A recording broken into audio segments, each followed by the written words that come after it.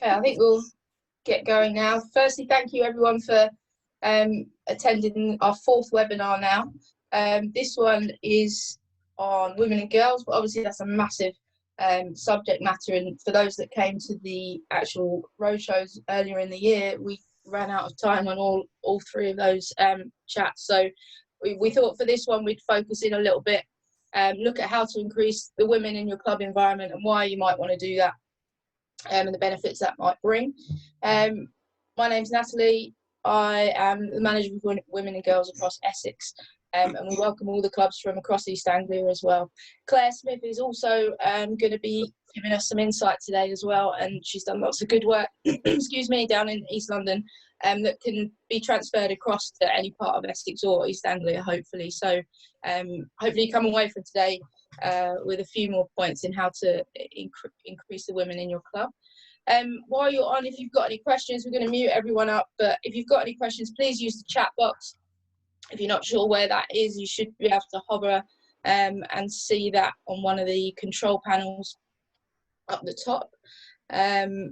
So please ask your questions in there, then at the end we'll try and cover any of those up. So today we're going to go through a little bit about how you might recruit a few of these women, what you might do, what they might like to do once they're in the club, and like we said, the knock-on effects of that. And then Claire's going to give us an example of a different way of getting some ladies involved in the game. So, first off, recruiting. So kind of think about what you might want to do first. Are you looking to put on a training session, maybe a taster session? Are you looking to run a club festival, a social festival? So once you know what you kind of want to do, then you can look at where you can get your initial ladies from. Within the club is the obvious choice to start with. So chatting to your members, your men's teams, your women's teams, parents of juniors and their families, try and get as many females involved. Age-wise, whenever we do anything that's meant to be women, we'd probably say 16 plus, just because that's where kind of you finish your junior girl stuff.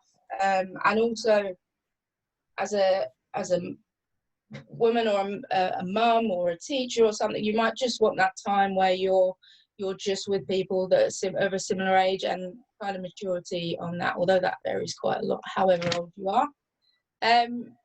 We'd look to go out to work colleagues of your members. So if you've got teachers, if you've got people that work in big businesses where there's a lot of females, they might like to get together as a social event with their work colleagues and come to an event that you're holding. And also look for, a lot of your clubs are associated with tennis and hockey. We've seen some squash clubs, but look to your own members. If you've got people that are actively involved in a hockey club, then that's going to be a great way. Those sorts of women are already sporty and are keen to try things, so it might be an easy win for that. Also, the type of women we're going to talk about in this is where you're trying to start up, where you're getting beginners. So this isn't where you're recruiting for your hardball team, although this might be a benefit in the future to help with your hardball team. You can also go externally. So we've done a lot of work with Girl Guiding. We've done a badge called Smashing Boundaries. They've designed it with us. So that's quite active when you're getting girls involved. But the Rangers, which are an older age group, and the leaders are always looking for things to do. So they might be really keen to get involved. The Women's Institute, we've had a few teams in our softball competitions from there. So they don't discount them. And also, again, even if you don't have the links, go out to your local sports clubs and get the type of women that are already active, because they're going to be, like we said, more likely to engage. So once you've decided whether you're going to do maybe just a one-off taster or a festival, what we'd say is don't straight away maybe put up, right, there's 10 weeks of training here, because straight away, if you're a busy working person or you're looking after kids, you can say, right, I can't commit to 10 weeks, that's not for me. So I'm going to just put the next bit up. Whatever you're doing with women, and this will be a theme throughout this chat, if you can stick to these three things, whatever you do, you're probably going to have a lot more success. So If you can reduce fear, if you can build confidence, if you can provide flexible offers, you'll get more back in what you're trying to do, and you'll get a lot more engagement. So if a busy person sees a 10-week block, then that you've got to commit to, then straight away I'm looking at a way of getting out of that. So I can't commit to that, so I'm not going to come. Whereas if you just put on a taster session and then you chat to that group, if you've got a group that want to train every week, great. If you haven't, then maybe once a month you're just making that flexible offer so that they're going to be more likely to come. When you're promoting these things, so once you've got a few ladies to start with, you may want to then promote a little bit more. So talking to other clubs, local Facebook groups have been really good. If you can get into those, because these sorts of things, even if you put a few pounds on your session, they're not there to make money. So they're looking to get people active. So the types of local groups that usually say no advertising, as long as you message them first, they're usually quite happy to have your promotions on there, and they're quite good. Paid promotions on Facebook as well are cheap. So from £10, £20, you can get a week's promotion that will target the type of women you want. So you can put in there that you're looking for maybe women between 16 and 60, or however, there's no age limit, that maybe have children, or you might be looking at parents or grandparents. You can go by what they're interested in, where they live. So you can really focus down on who you want to get, and that might get you a few. Don't expect loads, but if you get 3 from one, 2 from another, you're starting to build up a good base of ladies that will be training with your club. Flyers aren't great, we find, but if you've got some people that will go around just a few streets round your club, then you might find a few people that might not have known your club was there, and now they do, and they might come down and see what's there. So that's recruiting.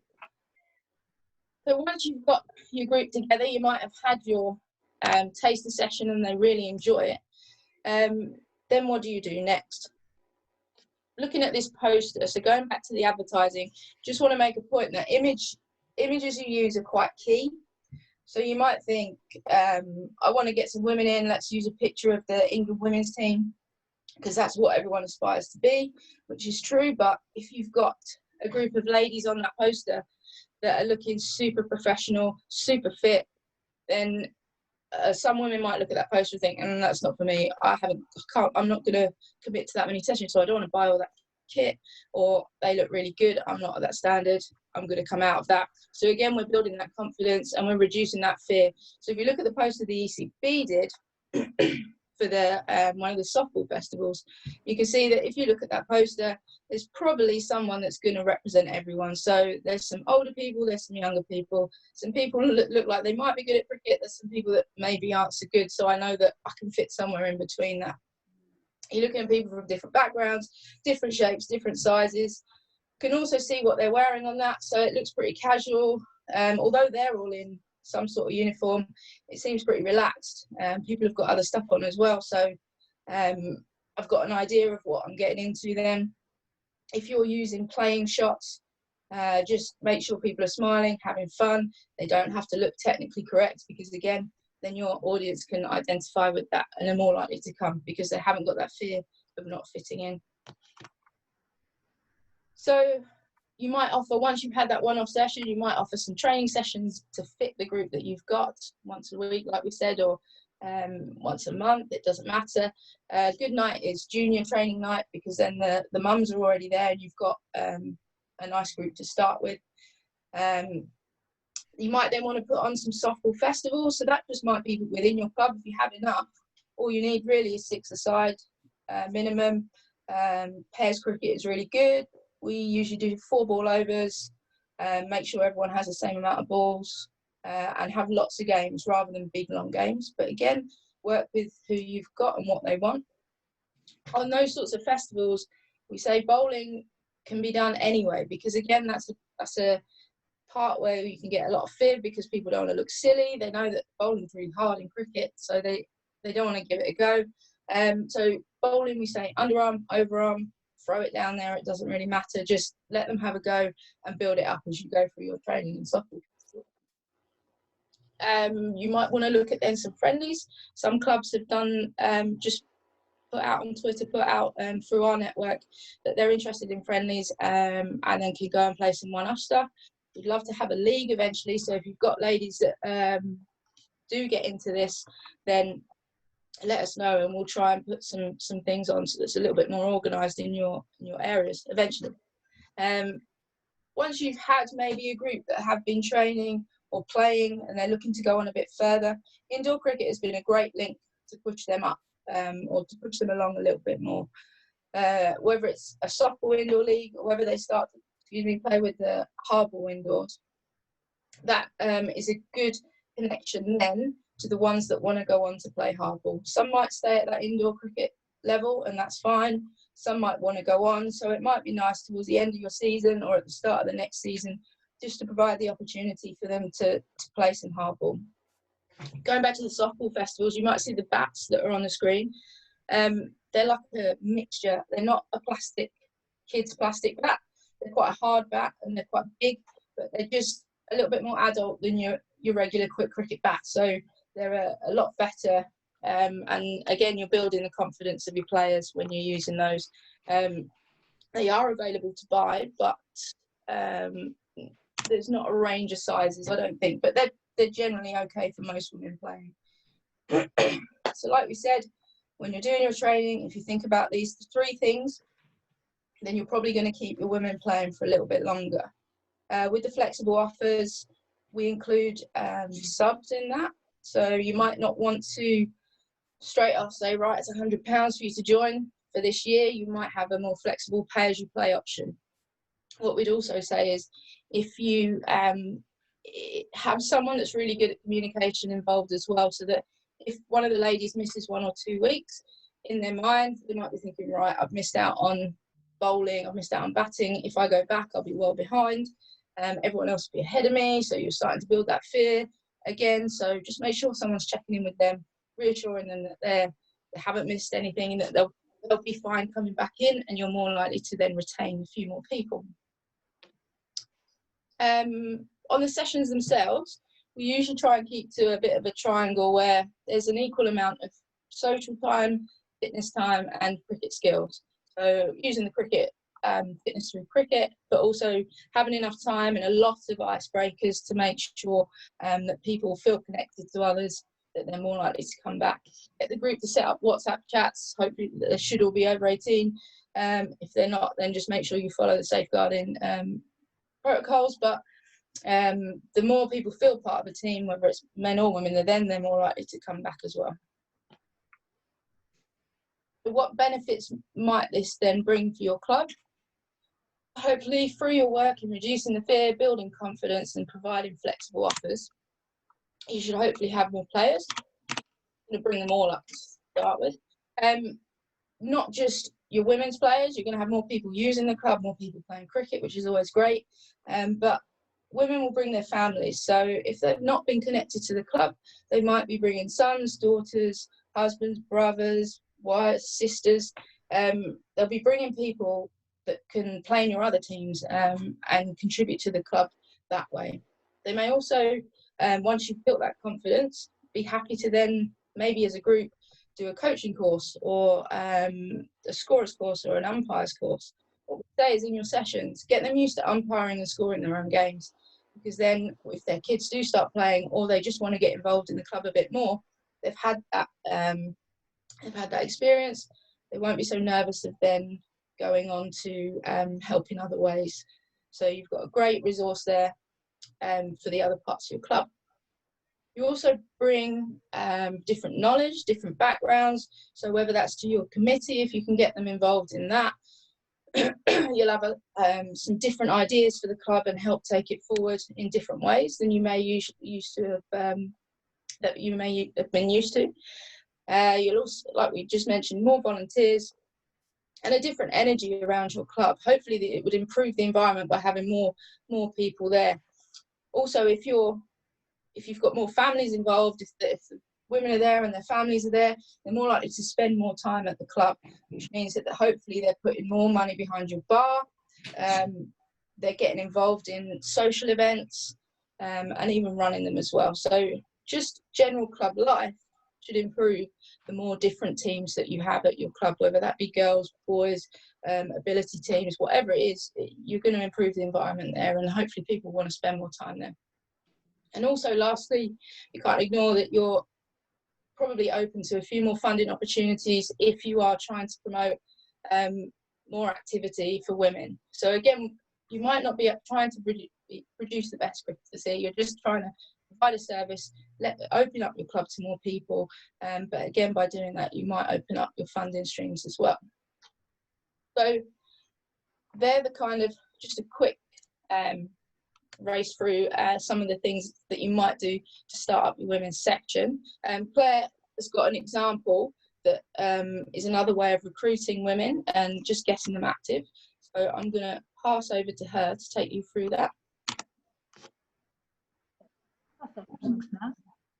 So I'm just going to talk about a project that we've been running at a school in Barking, Gascoigne School.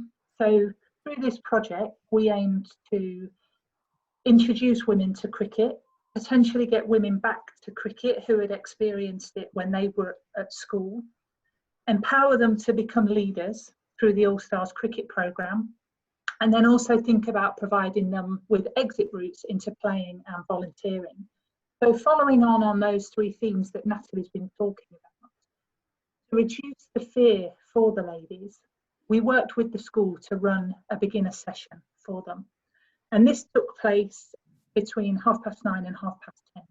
So it was straight after the mums had dropped their children off at school. So they could come straight to the session. They didn't need to worry about travelling to an unfamiliar venue. We held the session just in the school dinner hall. So it was somewhere that the mums were used to, somewhere that was familiar to them, somewhere where they felt safe. We were able to use a local female coach. So this was someone that the mums could relate to. And thanks to funding from Sport England, we could initially offer this beginner session free of charge for the women, which really helped. So there was no commitment for the mums. They didn't have to sign up. They didn't have to pay anything. They could just come along and try it out. And we decided that this session was best if it was a mixture of cricket and fitness activities.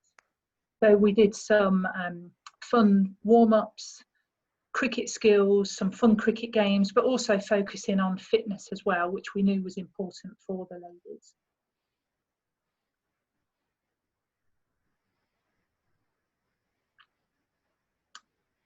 So then to build their confidence, the coach thought it would be a good idea to set up a WhatsApp group, a closed group just for the ladies that have been coming to the session. So this allowed them to form a social bond with each other, and they grew in confidence as they got to know each other socially through the group as well as attending the weekly sessions. We introduced leadership into the session. So the coach got them to maybe get the equipment ready, put the equipment away, led parts of the warm-up or the stretches, or even just little things like keeping score. So that element of volunteering and leadership was introduced to them. The school had already told us that they wanted to run All Stars cricket. So because we had this group of women that were engaged, we ran a female-only All Stars cricket activator training course for them. And then the school ran the programme last summer, and the women were supported by a lead activator who mentored them throughout the duration of that All Stars cricket programme. And then to keep the women engaged, we were able to offer them some flexible offers. So they could continue playing weekly, and the school have actually now taken on the session, and the school pay the coach directly, which keeps it free for the women. And we have had conversations about the women contributing £1 or £2 a week to begin to build some reserves, so it makes the session more sustainable. Because all the women are now trained activators, it will allow them to continue supporting the school. And we're also trying to link those women into local All Stars cricket centres so that that benefit is felt within the local club community as well. Every 6 or 8 weeks or so, we run female-only tournaments. And that picture there is from the last tournament that we ran at the University of East London. So this allows that competitive exit route for the ladies, gives them something to work towards, and that introduction to competition in a fun and a friendly environment. And then for any women that wanted to, we can link them to the local clubs as well. And this is something that we were going to really try and do over this summer. So it's kind of been put on hold a little bit at the moment. But for the women that want to progress playing, we can give them that introduction to the local clubs. Or potentially get the coach to go along with the women, maybe take 2 or 3 or 4 of them along for the first session. So we're also starting to mirror this project in other schools, and we had started in 4 other schools in Barking, which are on hold at the moment, but hopefully we might get the women back playing cricket before too much longer.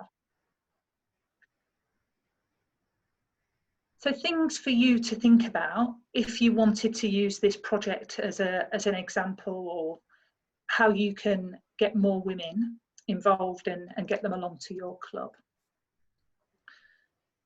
So ladies might initially feel more comfortable doing something in a school environment, somewhere that they're going to anyway.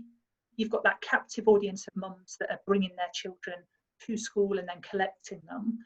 It's that, like I've mentioned, it's familiar, it's safe, it's a closed environment. So maybe think about whether you're already running cricket sessions at schools for the children, an after school club, for example. And could you add on an hour before that to run a little taster session for some mums from the school, just as an idea?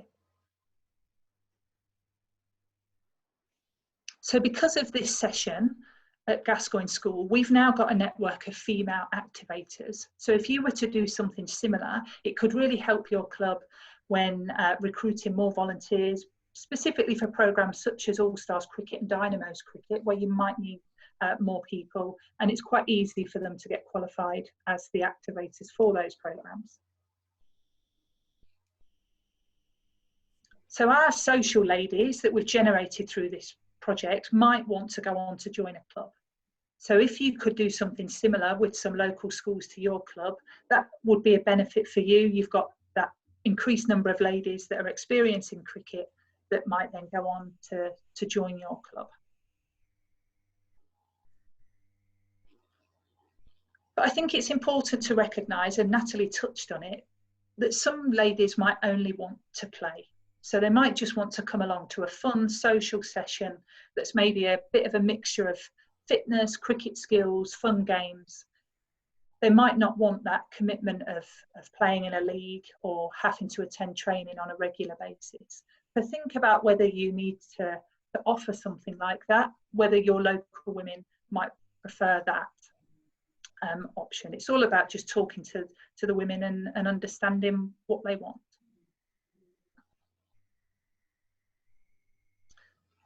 And then finally, think about including these social ladies in tournaments or softball cricket festivals that you might be running at your club. So we've got this network of ladies in Barking. We've also got a group of ladies that play out of the Leighton Cricket Hub and also in Ilford. And I know there are other pockets of these social ladies that are springing up across the county. So if you are running something, think about engaging with us to ensure we're including all groups, and who knows, you might get a group along from a school and they want to continue and join your club and play with you. So that's just a really quick run through of the project that we run. I'm just going to pass you back to Natalie now, who's going to sort of do a roundup of what we've spoken about, and we can perhaps address any questions that have come through. Yeah, thanks, Claire. So hopefully that gives you an idea of a project you could run in your area for your club. We'd be on hand to give you some advice, and if you have any questions at a later stage, then we can help you if you wanted to set that up to get a few more ladies involved. But again, as Claire said, schools are super keen on things like this. Hopefully we'll be happy for you to use their facilities and engage the parents a little bit more. So just to sum up, hopefully there's a few ideas like we said, but just if you keep these 3 things in mind, you probably will be doing some good stuff. So as long as you're always reducing fear, I mean, we could do a whole probably webinar on the barriers to sport for generally, but definitely for women.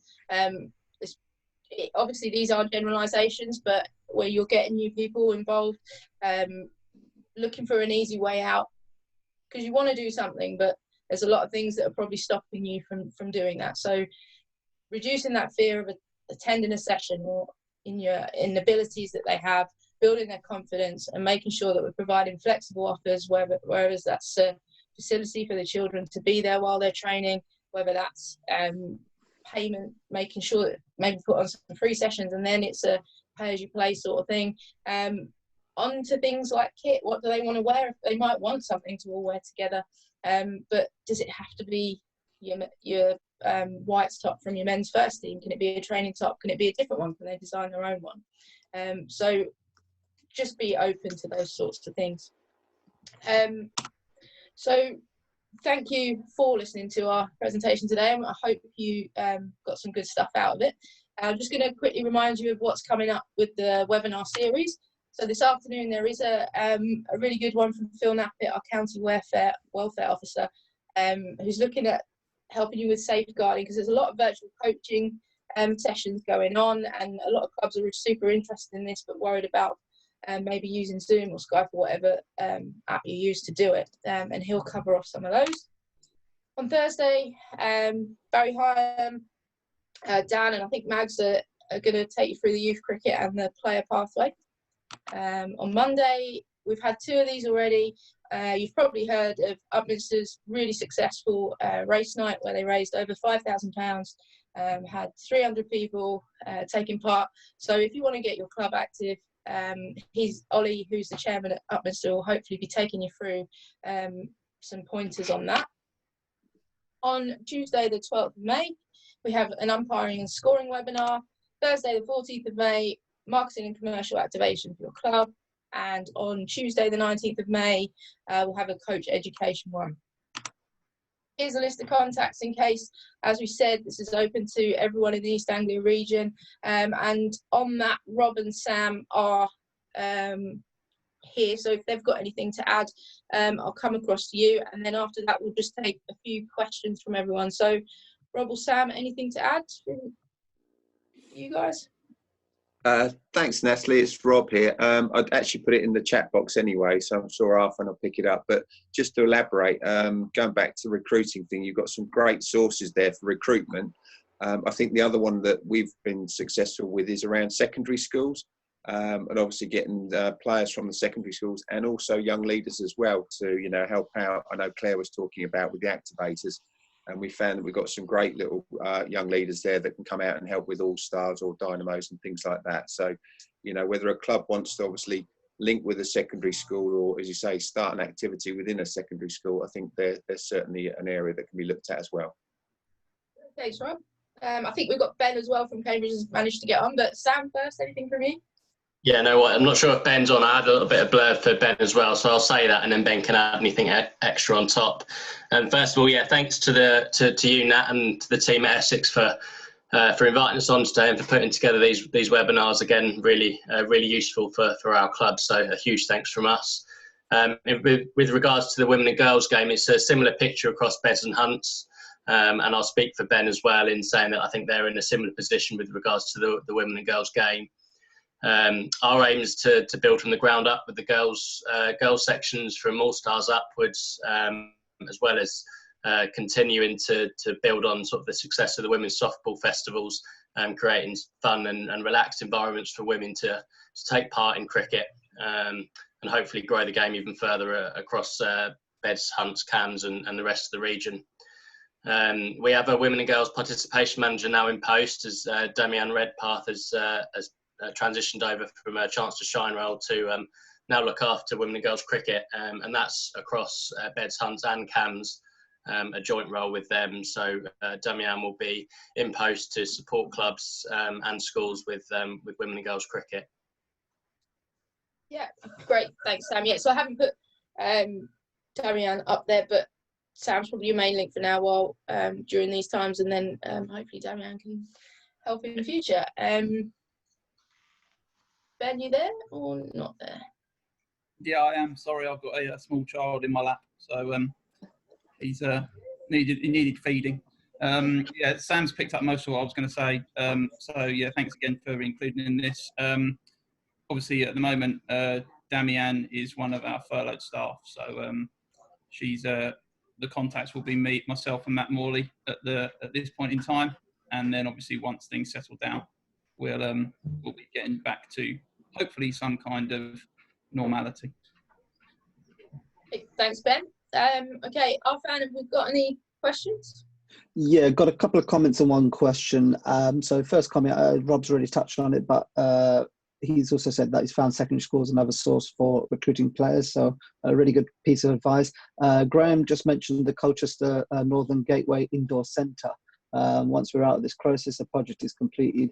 We hope to introduce Sunday afternoon indoor leagues for women and girls. I don't know if you want to comment on that. Yeah, that'd be great in future. Once you get there and a bit further down the road, once you know what your ladies want to do, then we can help you connect to your local playing things. As I think Claire mentioned, there's lots of groups now around the county that are playing softball cricket, that train regularly, that are looking for matches, that are looking for one-off festivals. So yes, hopefully going forward there'll be lots to do. Brilliant. Well, another one for you is regarding All Stars and Dynamos from Mark. I'll read it out. I know it has not been spoken about, but as a village club, we were starting this year with the Dynamo system for just girls to introduce them into the game, as we have not had any girls teams and had a ladies team a few years ago. Do you have any tips to get girls on board? We had a flyer and posters and put on Facebook and our website, but always open to other information or tips anyone has. Yeah, so just quickly on girls, probably quite similar again. Facebook groups, social media, really good targeting parents, grandparents, to try and make them aware. If you've got someone that can go into schools to do a few sessions, and that will be there at the All Stars or Dynamo session that those girls will be going to, then that's a really good one to make sure that you're breaking down that barrier of not knowing anyone or knowing the club. If you could invite schools down to your club, then even better, because that means that they've been there, they know where it is, they know where things are. Girl guiding is another big one. If you are doing All Stars, then invite some rainbow sections down. If you're doing Dynamos, then invite some brownies down. Our plan this year was to try and engage the leaders and the rangers into then, once they've started playing, to hopefully run some Dynamos and All Stars for their sections, but also maybe come out to clubs and help as well. But hopefully next year that's something we can look to help with as well. No, thank you, Nat and Claire. Really informative, I thought. And that's it for the questions and comments. Okay, thank you very much. All good. Thanks all. Bye-bye. Thanks, guys. Thanks, really good. Thanks very much.